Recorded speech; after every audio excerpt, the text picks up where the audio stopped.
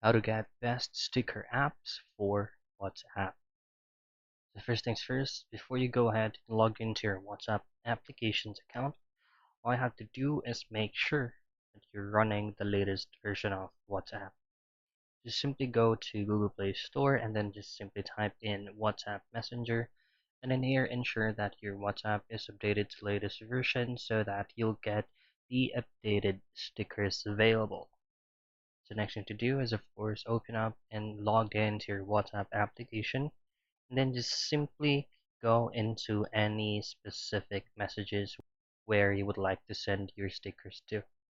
Now to access your stickers, all you have to do is just to hit on message, and then just simply tap on this gallery icon at the left portion of message, and then just choose this portion of these options right here for you to have access for all the stickers available in WhatsApp.